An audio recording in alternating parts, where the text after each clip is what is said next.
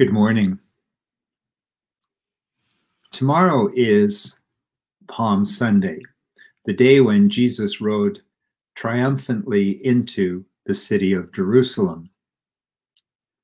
On the Saturday before Palm Sunday, this has, in the Orthodox Church, been traditionally known as Lazarus Sunday. Lazarus is the friend of Jesus that Jesus raised from the dead. In John's Gospel, the story of Lazarus is surrounded with an air of grief as it opens.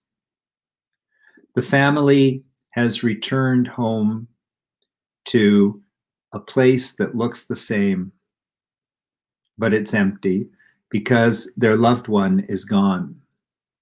People have gathered in the home of Mary and Martha, Lazarus' sisters, to express their grief, to support, to console, to say Kaddish. And it is into this scene that Jesus walks. Jesus isn't there early enough to stop the death that has already happened. He is not early enough to be with those whom he loved at the moment of death. His friend Lazarus has died, and he wasn't there to prevent it. The family is in pain. The family is angry. I think so often we can stand with Mary and Martha in this position, a little way off from the tomb, and we can give our voice to our anger and our exhaustion. Perhaps we can relate to it in this time of COVID-19, and we say, if God was there, why did this happen? It would be much easier to keep this story at a distance, keep all of the terror and all of the grief at an arm's length. But if we do so, I think we strip this story of its human element, and we have no recourse whatsoever but to fall into Christian platitudes. And we have no resilience in the faith of true grief and pain. The plea, please, Jesus, do something, is plea like a 911 call. It is no less a call for the divine to enter into this situation. And into all of this, Jesus walks and Jesus weeps. In fact, the shortest verse in the Bible is, Jesus wept. The God who speaks the words of life and light, of hope and consolation, of resurrection and life, is also the God who grieves with us, who is with us in our moments of hurt and in our moments of pain. Here we see that Christianity is not a place of avoiding pain, but an invitation into the heart of God, who bears the reality of our humanity, our pain, our suffering. One of my favorite lines in the funeral liturgy is, God feels our pain, and our God cries with us.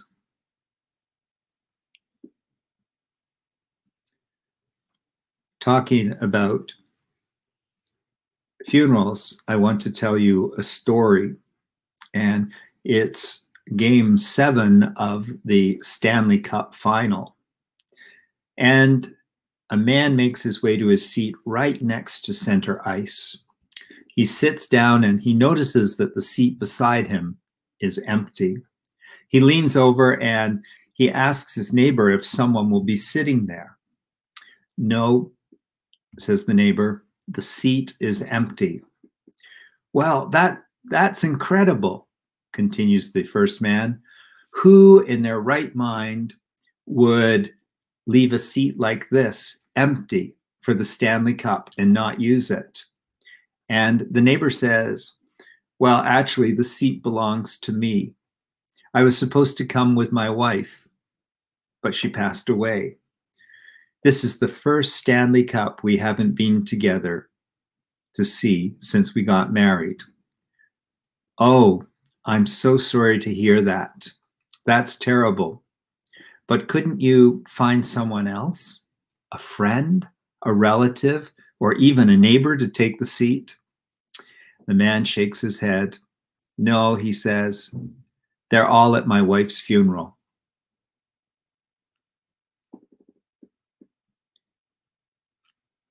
I want to read to you the story from the Gospels of Jesus raising Lazarus back to life. Then Jesus, again, greatly disturbed, came to the tomb.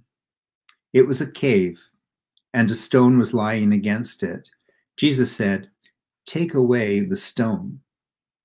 Martha, the sister of the dead man, said to him, "Lord, already there is a stench, because he has been dead for 4 days." Jesus said to her, "Did I not tell you that if you believed, you would see the glory of God?" So they took away the stone, and Jesus looked upward and said, "Father, I thank you for having heard me. I knew that you would always hear me, but I have said this for the sake of the crowd standing here, so they may believe that you have sent me." When he said this, he cried with a loud voice, "Lazarus, come out." The dead man came out, his hands and feet bound with strips of cloth, and his face wrapped in cloth. And Jesus said to them, "Unbind him and let him go." And so Lazarus is raised from the dead. And yet there is something more to this story. Perhaps it's a personal or a human element. It is the interaction between Jesus and Lazarus when Jesus peers into the tomb and says, "Lazarus, come out.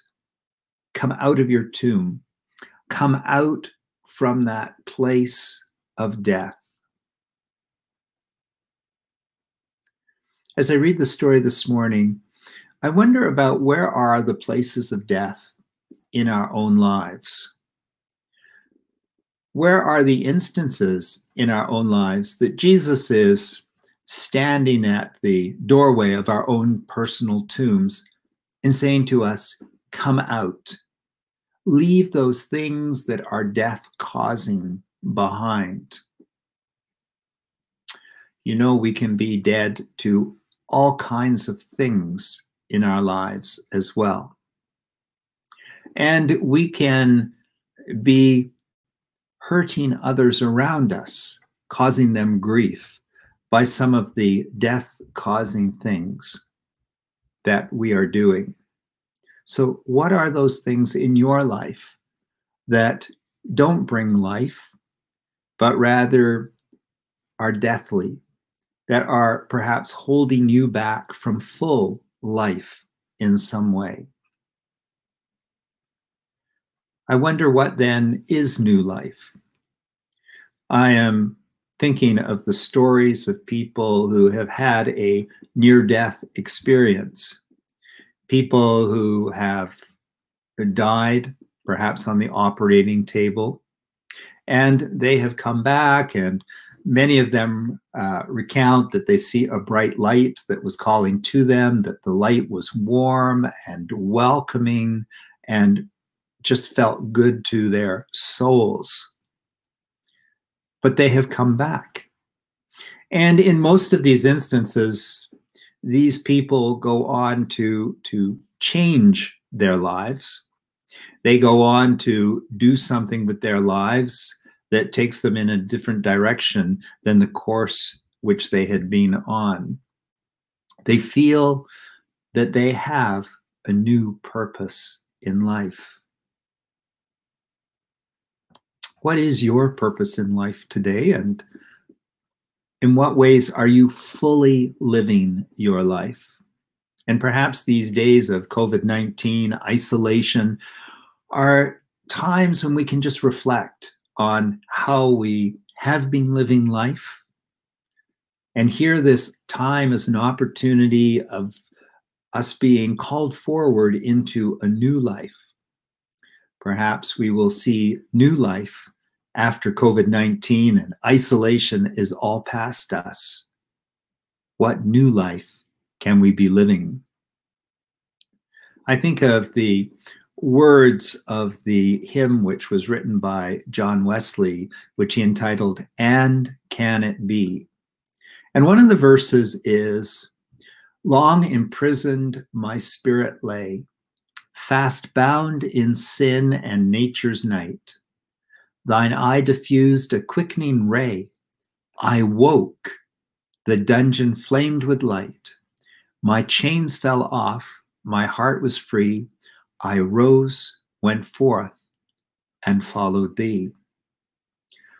My prayer for us today is that we will all be seeking new ways of living life, that we will all hear that call of Jesus. Come forth from the tombs that bind you. I want to close this morning with a prayer that was written by a Catholic nun, Debbie Ford. Would you join with me in prayer? Dear God, on this day I ask you to grant this request. May I know who I am and what I am. Every moment of every day, may I be a catalyst for light and love, and bring inspiration to those whose eyes I meet. May I have the strength to stand tall in the face of conflict, and the courage to speak my voice, even when I'm scared. May I have the humility to follow my heart, and the passion to live my soul's desires. May I seek to know the highest truth, and dismiss the gravitational pull of my lower self. May I embrace the love and totality of myself, my darkness as well as my light. May I be brave enough to hear my heart, to let it soften so that I may gracefully choose faith over fear. Today is my day to surrender anything that stands between the sacredness of my humanity and my divinity. May I be drenched in my holiness and engulfed in your love. May all else melt away. And so it is. Amen. And so until tomorrow, I wish you the blessings of this day.